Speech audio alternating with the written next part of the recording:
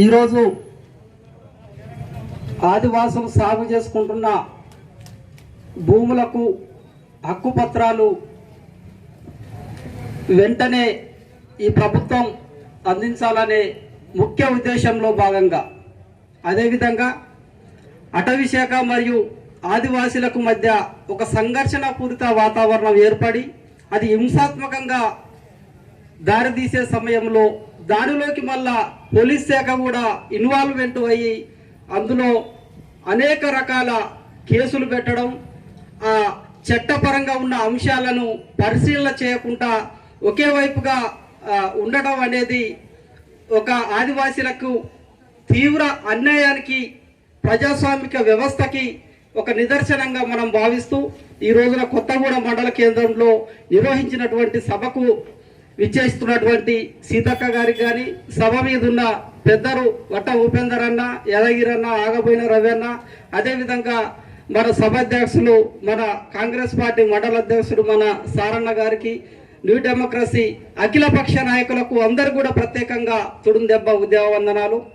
మిత్రులారా, మనం ఇవాళ స్పష్టంగా ఈ స్టేజ్ నుంచి వెళ్ళి పాకాల కొత్తగూడ అంటేనే ఉద్యమాలకి పుట్టినిల్లు. ఇవాళ తెలంగాణ, ఆంధ్రప్రదేశ్ రాష్ట్ర వ్యాప్తంగా ఆదివాసీలకు ఒక జీవం అనేది ఇవాళ పచ్చ జెండా ఉద్యమానికి ఉందంటే అది ఇక్కడి నుంచెల్లే మొదలైన క్రమాన్ని మనం గుర్తు చేసుకొని ఇవాళ పోడు భూముల హక్కుల ఉద్యమాన్ని మొదలు పెట్టవలసిన సందర్భాన్ని ఈ రోజున మనం గుర్తు చేసుకోవాల్సిన అవసరం ఉన్నది. ఇవాళ మనం ప్రశ్నించుదాం. ఏమని ప్రశ్నించుదాం? ఇవాళ అటవీ శాఖను ప్రశ్నించుదాం, ఇవాళ పోలీస్ శాఖను ప్రశ్నించుదాం, ఇవాళ ప్రభుత్వాన్ని ప్రశ్నించుదాం. నిజంగా ఆదివాసులవి మీరు అనుకున్నట్టు పోడు భూముల, సాగు భూముల, ఈ రెండింటికి మధ్యలో ఒక స్పష్టత రావాలి. మొదటగా పోడు భూమి అయితేనేమో ఫారెస్ట్ వాళ్ళకే ఒప్పచెప్తాం, సాగు భూమి అయ్యేదుంటే ఆదివాసులవే ఉంచుకుంటాం. ఇవాళ పోడు భూములకు ఒక డెఫినేషన్ ఏమున్నది ఆంథ్రపాలజికల్ గా? ఇవాళ పోడు భూమి అనేది క్రీస్తు పూర్వం ఆదిమ తెగలు కొండ ప్రాంతంలో నివసించేటప్పుడు అక్కడ ఒక భూమిని సదును చేసి ఆ పెద్ద చెట్లని అట్లనే ఉంచి చిన్న చిన్న తుప్పలను కొట్టి అక్కడ విత్తనాలు చల్లి ఒక 2-3 సంవత్సరాలు అయిన తర్వాత పంట తీసిన తర్వాత ఇది సారవంతం తగ్గిందని మరి ఒక ప్రాంతానికి పోయి కొట్టుకునేది పోడు భూమి. దానివల్ల అడవికి నష్టం లేదు, దానివల్ల అక్కడున్న ప్రకృతికి నష్టం లేదు. సాగు భూమికి అర్థం ఏంటిది? పూర్తిగా ఒక వ్యవసాయ యోగ్యమైన భూమిని సదును చేసుకొని ఆ సదును చేసుకున్న భూమిలో నిత్యకాలం తరతరాలుగా అనుభవించే భూమి ఏదైనా ఉంటే అది సాగు భూమి. ఈ రెండింటికి మధ్యలో స్పష్టత మనకు రానంత కాలం ఈ సంఘర్షణ పూరిత వాతావరణం జరుగుతూనే ఉంటుంది. ఈ స్పష్టత కూడా ఈ రోజున ప్రభుత్వానికి రావాల్సిన అవసరం ఉన్నది. ఇవాళ మనం అడిగే భూములు ఏ భూములను అడుగుతాము? వ్యవసాయ యోగ్యానికి సరిపడా భూములు, అందులో మొక్కజొన్న పండించడం, అందులో పత్తి పంట పండించడం, అందులో వరి పంట పండించడం, అనేక రకాల వాణిజ్య పంటలకు నిలయమైన భూములనే ఈ రోజున మనం ఇవాళ ఈ సభ నుంచి మనం ఈ ప్రభుత్వాన్ని అడుగుతున్నాం. ఇవాళ ఈ పోరాటం, ఇవాళ కొత్తగూడలో జరిగే పోరాటం ఇప్పుడు మొదలైన పోరాటం కాదు. ఇవాళ మనం మాట్లాడుకుంటాం 13వ శతాబ్దంలో కాకతీయులకు వ్యతిరేకంగా, కాకతీయ రాజులకు వ్యతిరేకంగా సమ్మక్క సారలమ్మలు చేసిన పోరాటం కూడా భూమి కోసం చేసిన పోరాటమే మిత్రులారా, గుర్తుపెట్టుకోండి. ఇవాళ 1940లో కొమరం భీం చేసిన జల్ జంగిల్ పోరాటం కూడా ఇవాళ భూమి కోసం చేసిన పోరాటమే. ఇవాళ దేశవ్యాప్తంగా జరిగిన బిర్సా ముండా పోరాటం కానీ, సోయం గంగులు పోరాటం కానీ, రామ్జీ గోండ్ పోరాటం కానీ కొన్ని వేల మంది ఆదివాసీల రక్తం చిందించిన సాక్షిగా ఈ రోజున అటవీ హక్కుల చట్టం అనేది వచ్చింది. నాటి నుంచి నీటి వరకు ఇంకా పోడు భూముల పోరాటం కొనసాగుతుందనే విషయాన్ని కూడా ఈ రోజున ప్రభుత్వం గుర్తు పెట్టుకోవాల్సిన అవసరం ఉన్నది. కొమరం భీం చేసిన పోరాటానికి, ఇవాళ పాకాల కొత్తగూడలో చేస్తున్న ఆదివాసీలు చేస్తున్న పోరాటానికి సారూప్యం ఉందా లేదా అనేది కూడా ఈ ప్రభుత్వం విశ్లేషణ చేయవలసిన అవసరం ఉన్నది. కొమరం భీం చేసిన పోరాటం భూమి కోసమే, సమ్మక్క సారలమ్మ పగిడిద్ద రాజులు చేసిన పోరాటం భూమి కోసమే, కొత్తగూడెం మండలంలో జరిగే ఆదివాసీల పోరాటం కానీ, తెలంగాణ వ్యాప్తంగా జరిగే పోడు భూముల పోరాటం కానీ ఇవాళ కేవలం భూమి కోసమే. కాబట్టి చారిత్రకంగా విశ్లేషణ చేసి ఈ రోజున ఈ హక్కు పత్రాలు ఆదివాసీలకు ఇవ్వవలసిన అవసరం ఈ రోజున ప్రభుత్వం పైన ఉన్నది. ఇవాళ స్పష్టంగా ఏం జరుగుతుంది? 2005 డిసెంబర్ 13న పార్లమెంటు సాక్షిగా భారత ప్రజాస్వామ్యక వ్యవస్థకు గుండెకాయ లాంటి ఢిల్లీలో ఉన్న పార్లమెంటులో వచ్చిన చట్టమే అటవీ హక్కుల చట్టం. ఆ చట్టంలో స్పష్టంగా ఏమున్నది? 2005 డిసెంబర్ 13 నాటికి ఎవరైతే ఆదివాసులు సాగులో ఉన్నారో ఆ భూములకు పట్టాలు ఇవ్వమని ఉన్నది.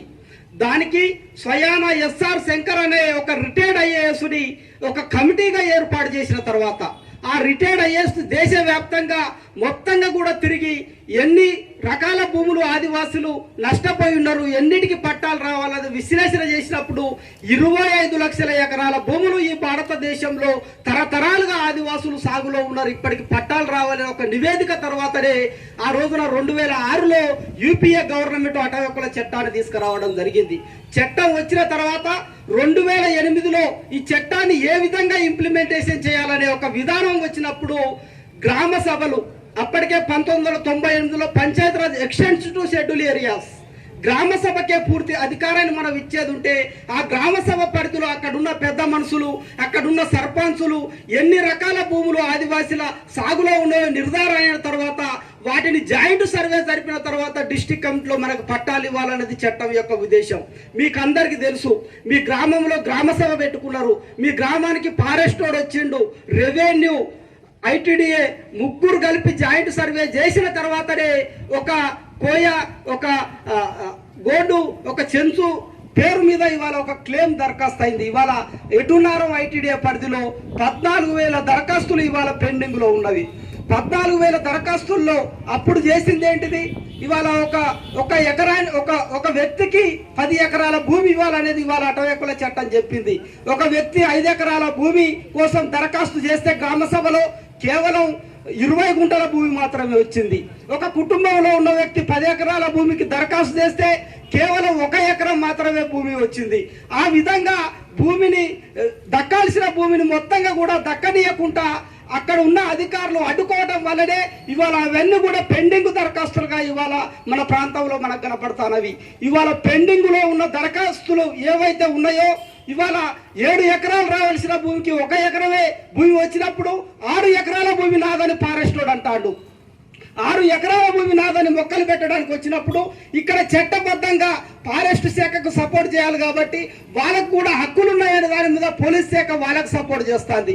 ఇటువంటి విధానాల వల్ల ఇక్కడ ప్రజాస్వామ్యం అనేది, అటవీ హక్కుల చట్టం అనేది ఉల్లంఘించబడుతుందనే విషయం ఎక్కడ కూడా రావటం లేదు మిత్రులారా. ఇవాళ అటవీ హక్కుల చట్టంలో ఏమున్నది? స్పష్టంగా పార్లమెంటు చేసిన చట్టంలో ఒకసారి గ్రామ సభ అప్రూవల్ అయిన తర్వాత ఒక దరఖాస్తు ఒక కుటుంబం పేరు మీద 7 ఎకరాలను అప్రూవ్ అయిన తర్వాత ఆ గ్రామ సభ అప్రూవల్ చేసిన భూమిని మళ్ళా రద్దు చేసే అధికారం కలెక్టర్ కానీ, పిఓ కానీ, డిఎఫ్ఓ కానీ, రేంజర్ కానీ ఎవరికి లేదు. మళ్ళా తిరిగి గ్రామ సభకే రావాలి. గ్రామ సభల్లో విశ్లేషణ చేసి ఈ భూమి ఇతనికి వర్తిస్తుందా వర్తించదా అని ఆ క్లెయిమ్ను కొట్టేస్తే తప్ప అప్పుడు మాత్రమే అక్కడున్న ఆదివాసీ ఆ భూమి పైన హక్కు కోల్పోతాడు. ఇంత స్పష్టంగా అటవీ హక్కుల చట్టం ఉన్నా కానీ అటవీ హక్కుల చట్టం గురించి ఫారెస్ట్ వాళ్ళు ఏం మాట్లాడతారో చెప్తారా? ఇవాళ అటవీ హక్కుల చట్టం పట్టా ఉన్నా కానీ ఈ చట్టమే కాదంటారు, ఈ చట్టం పనికిరాదంటారు. అనేక గ్రామాల్లో ఇప్పటికి మనోళ్ళు అనుభవిస్తారు అది. కానీ అటవీ హక్కుల చట్టంలో స్పష్టంగా ఒకటి పేర్కొనబడి ఉన్నది.